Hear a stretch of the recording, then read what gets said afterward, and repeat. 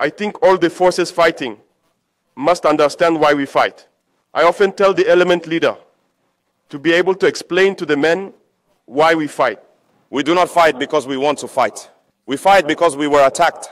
They came to impose a war on us. And why was this war imposed on us? I think everyone must understand this, because they want our land without us. And it did not start today. It has always been the case for Africa. Remember the slavery, where many Africans were deported. The brave, able-bodied ones, those who were of childbearing age, who were deported, many died and emptied Africa. Then came the era of colonization, when they came to our land. They massacred our ancestors. They killed as many as possible. Africa was colonized multiple times. And today, more than ever, it's a new form of colonization. And why does Africa suffer so much? Because we have resources that interest the imperialists.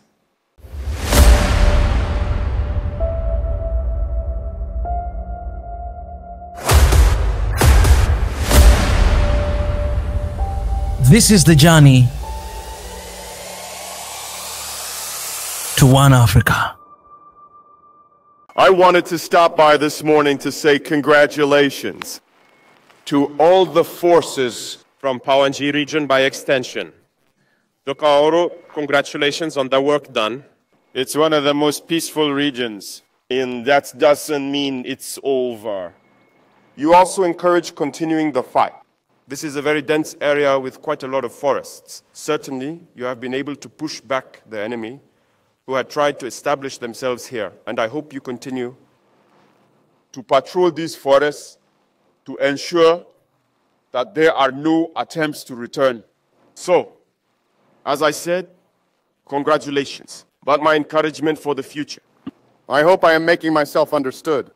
It's not because The enemy can no longer penetrate that it's over.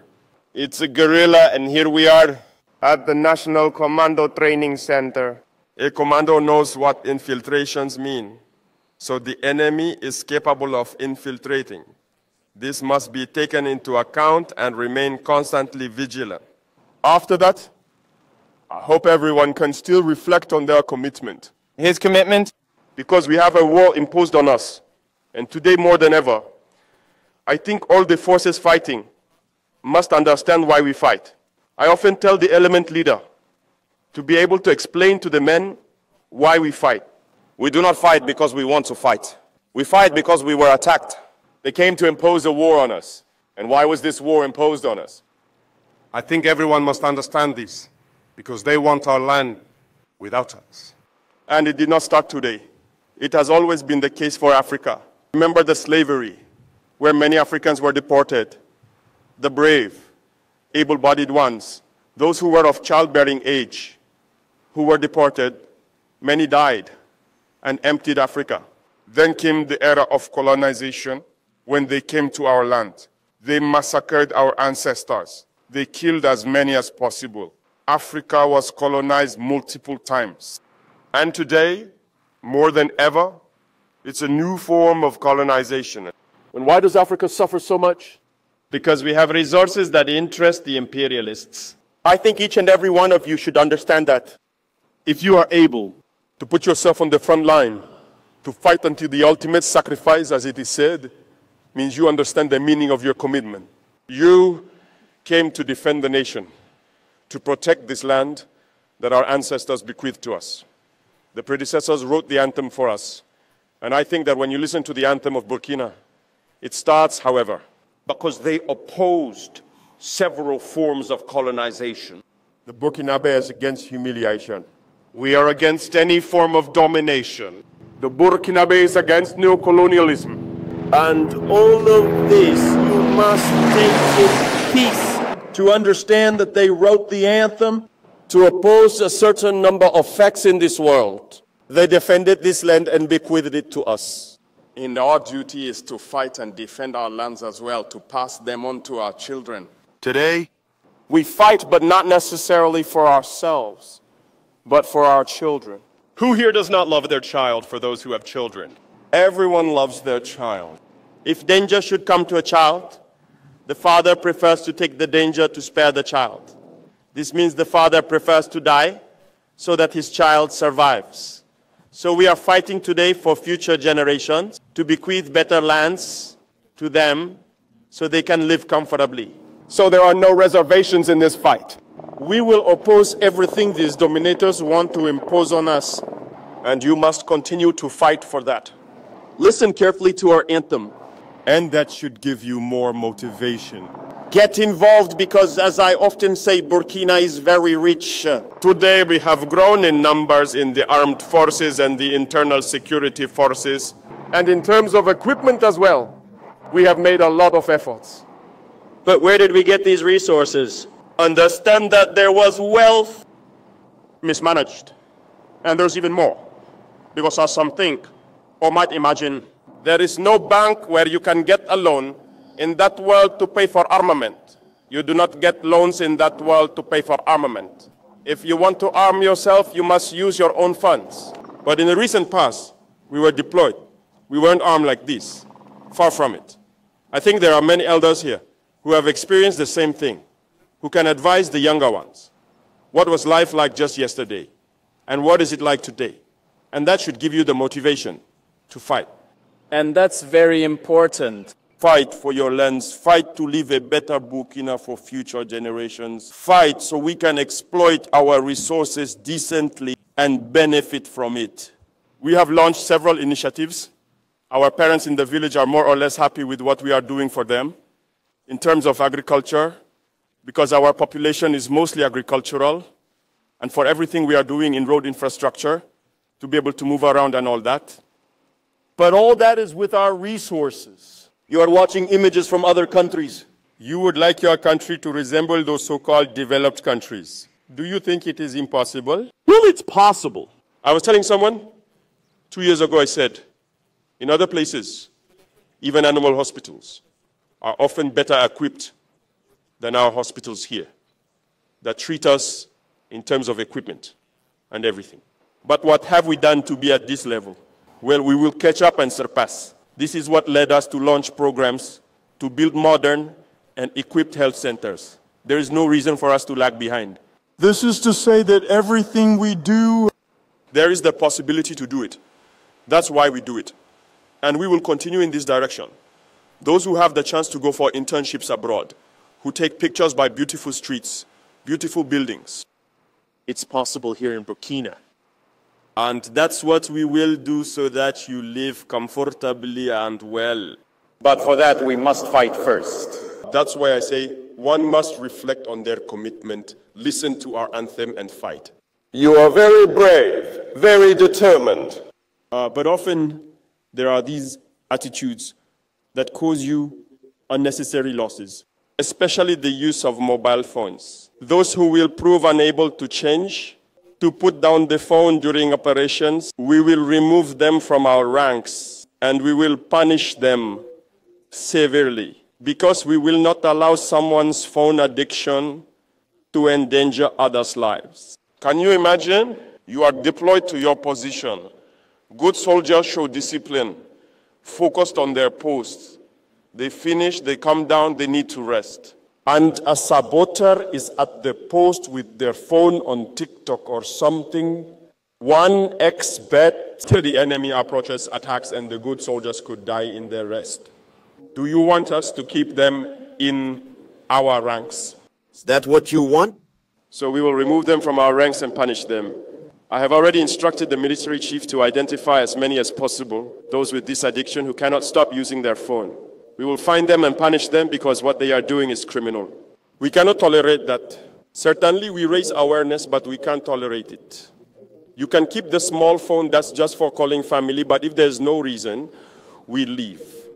Those who have relatives who are judges or others who might be involved in the court judging terrorists can inquire with them.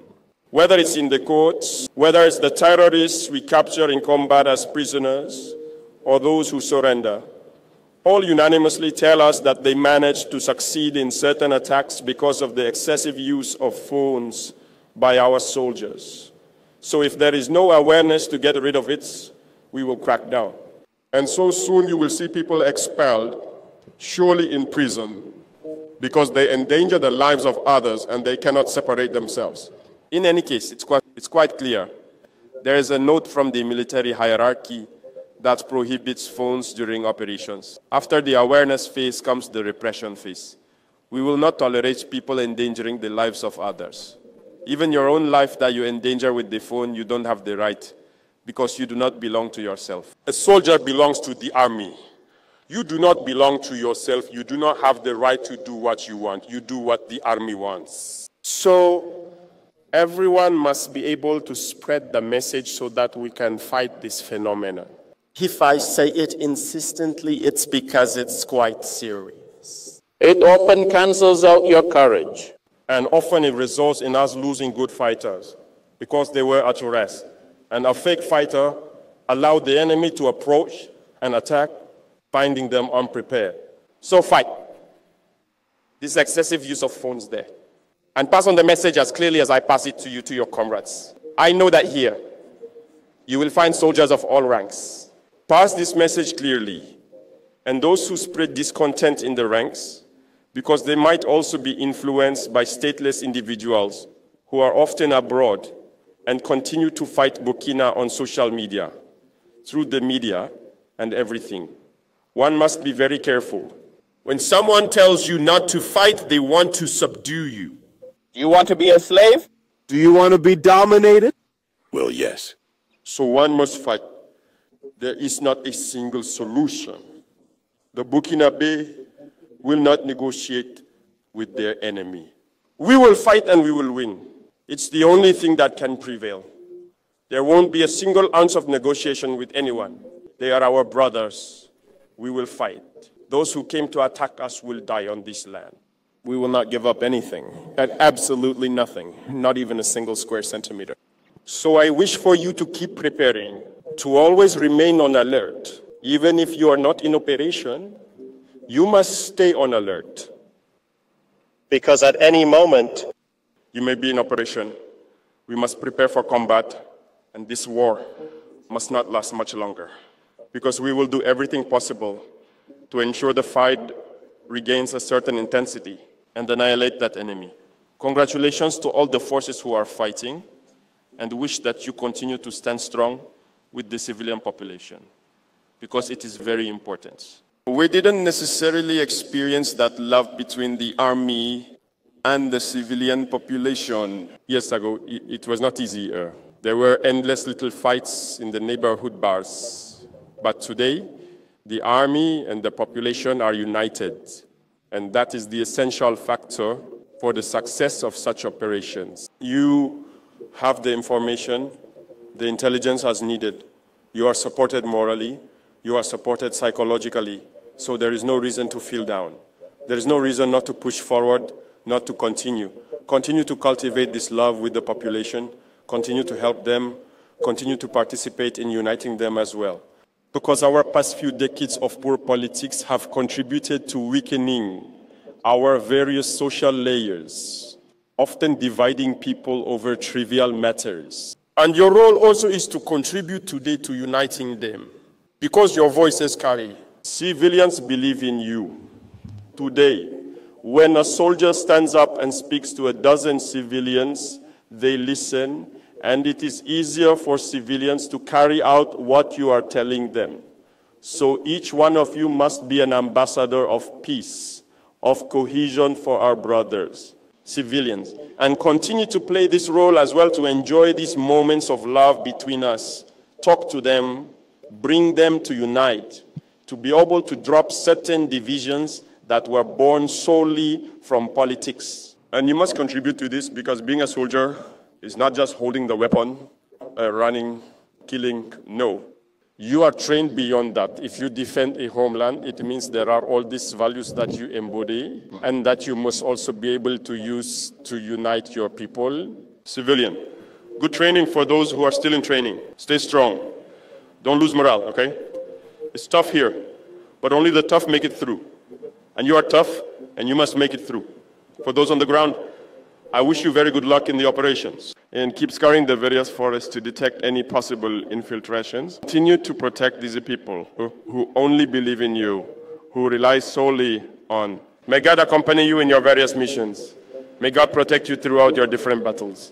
May you return safe and sound to tell us about the battles, and so that we can build our Burkina as we wish it. The homeland or death, we shall overcome. Osumapa!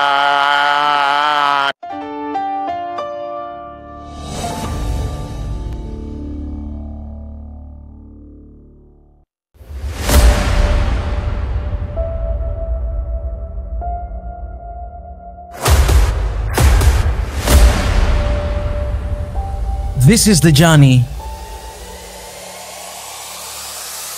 to one Africa.